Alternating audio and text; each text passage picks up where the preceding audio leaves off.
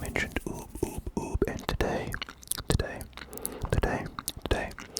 I'm gonna be doing some just sort of whispery ramble stuff. I have like a mini book haul with 4 books that I recently received that I'm very excited about. And then, yeah, I mean, I'm sure that'll be enough for like 15 minutes, but yeah, I also just have things that I can ramble about as well. Firstly, before we get into the books, this is the first video on my new phone. So my old trusty LG V40 that I've had for a couple of years at this point. The LCD like broke, so there's just like a really bright white like streak on the left side of it. On the left side of it, there was a really bright white streak on the left side of it, which was really annoying. So the screen itself did not crack or anything. It was only the, I guess, not actually LCD. It was LED. That was like broken, and it didn't like fall or anything. I don't know what caused it, but yeah, it honestly, in like my day-to-day activities, it wasn't that annoying. But it was when I was in bed watching ASMR with my like blue light filter and my phone screen like super dim. The white like that streak. Sorry, there was like a motorbike driving past. That white streak would stay like at like basically maximum white brightness, which I just could not deal with. So that's what pushed me over the edge in this, and I just thought, okay, I'm just gonna buy a new phone. So I hope it looks good. Yeah.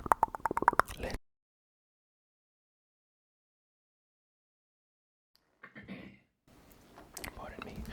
So we have 2 actually by my man Albert Camus.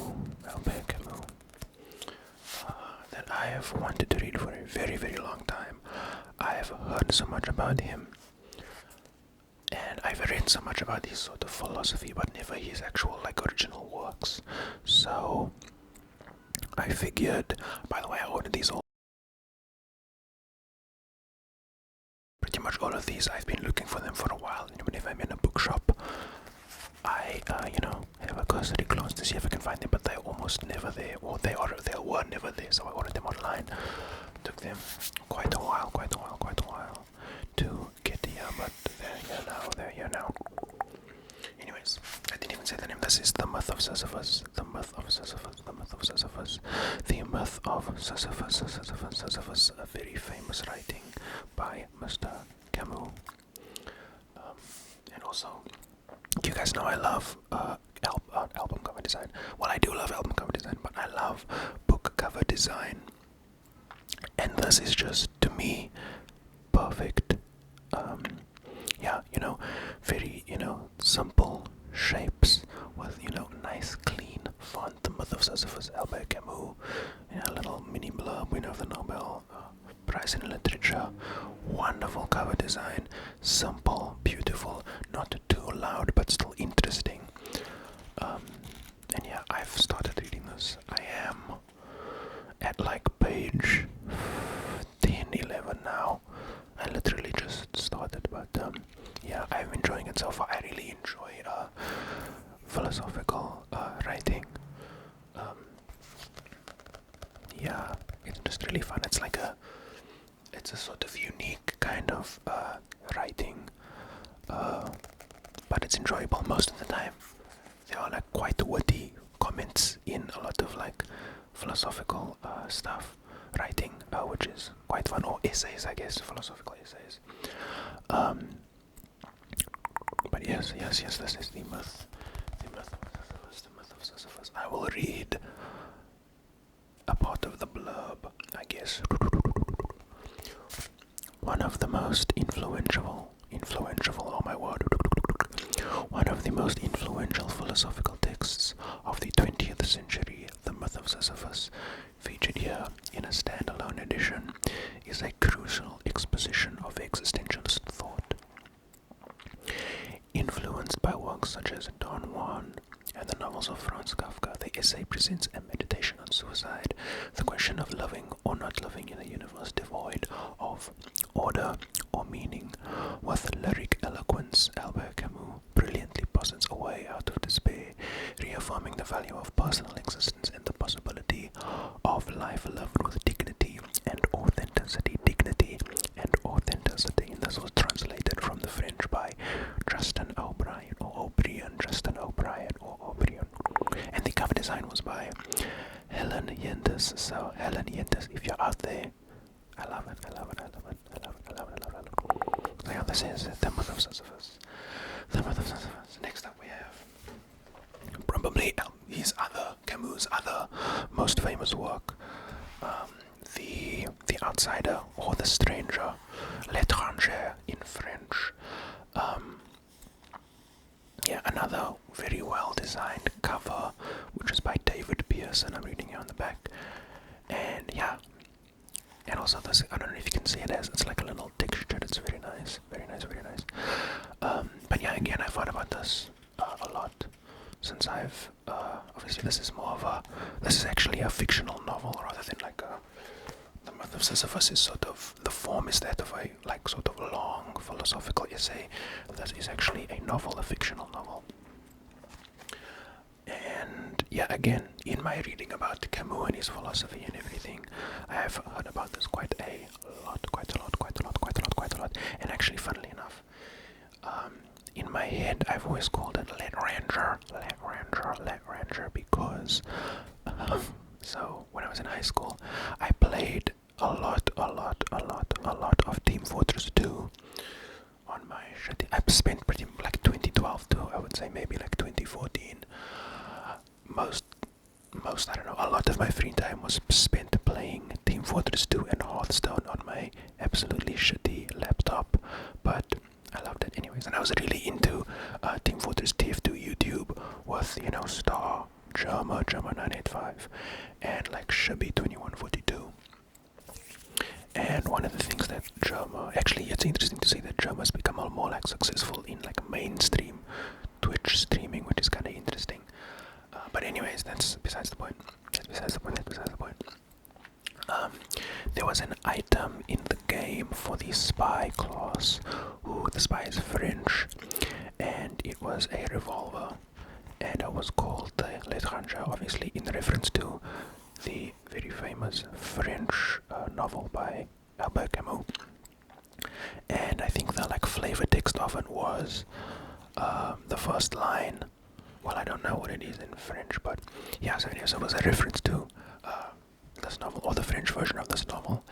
And Jama, as a joke, would always call it the L'étranger, in obviously like a southern comedic accent. So yeah, another weird outsider, stranger reference.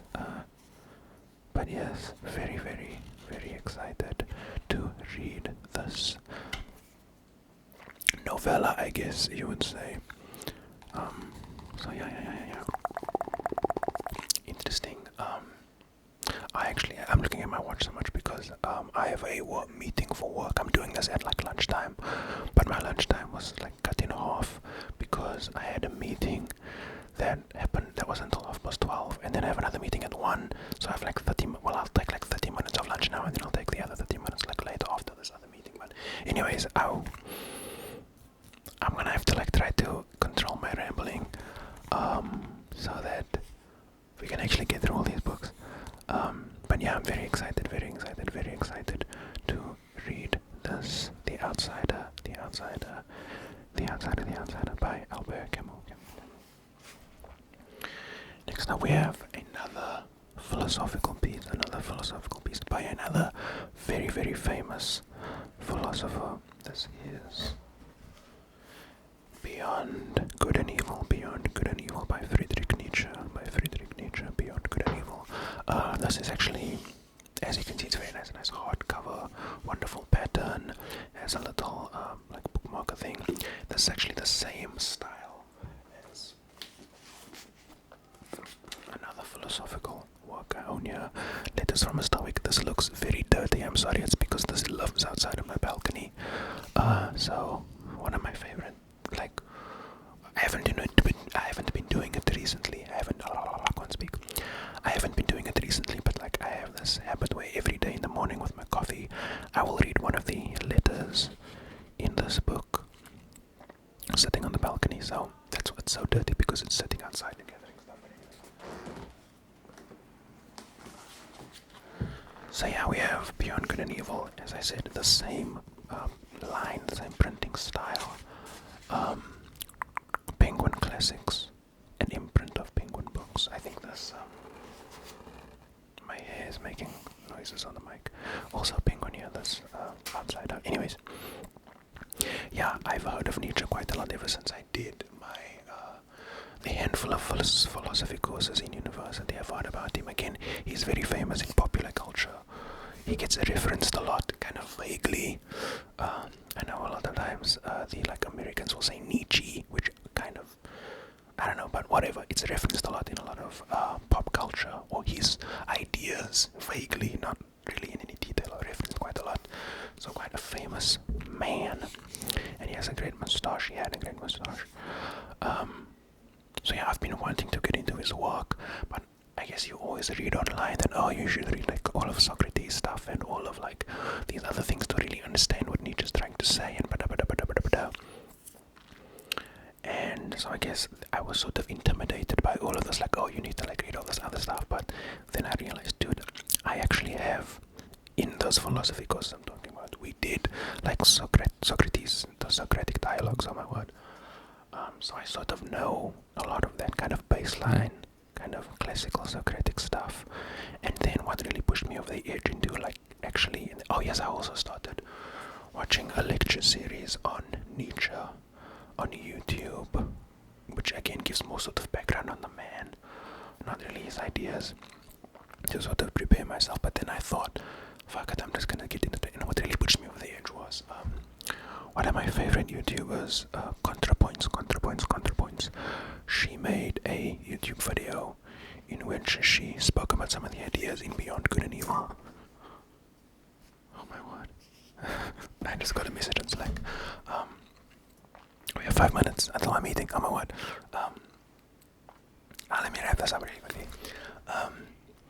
So she described one of the ideas presented in this book, and I thought it was so interesting. I'll try to find the video of hers that it was mentioned in. But yeah, ContraPoint's incredible, highly recommended. She doesn't make videos very often, but when she does make a video, it's fucking incredible. So high production value, so well thought out, well explained.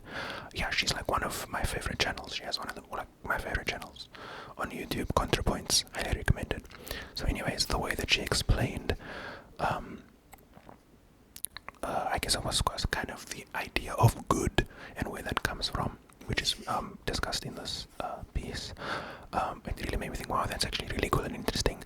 I've decided, okay, I'm gonna just read it. So from then it's been on my like high priority reading list, and finally found a nice printing here online, and yeah, very, very, very excited to read it.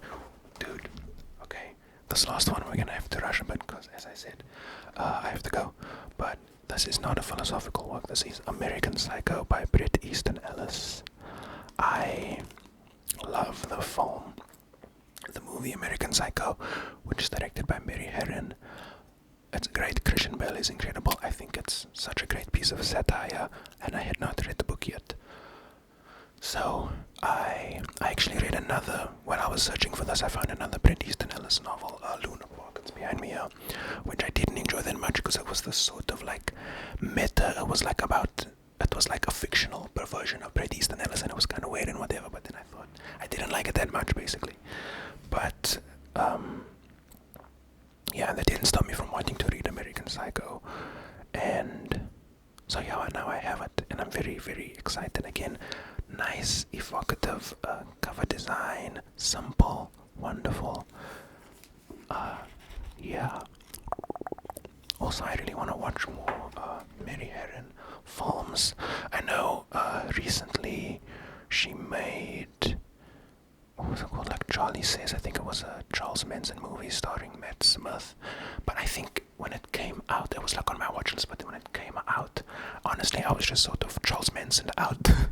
Because I think I watched Once Upon a Time in Hollywood in the theaters, which has a Charles Manson character in it. Which has Charles Manson as a character in it. And also, I was watching Mindhunter again with Charles Manson as a character. So I was just like, I don't want to watch another Charles Manson thing. But yeah, I think she also directed I Shot Andy Warhol, which seems interesting. So yeah, I love the movie so much, and I'm excited to finally have the novel to read as well. It looks like 12:59. I need to get to my meeting. I didn't ramble much about other stuff. Oh yeah, sorry. The reason why I didn't make a video like for a while is because my friend came into town, and we were basically like, I was taking her out doing stuff like every day because she's visiting. She's so there's no excuse. But yeah, I'm sorry. That's why. But yeah, I will. I have to go now. Thank you so much for watching. Thank you so much for watching. I will see you in the next video.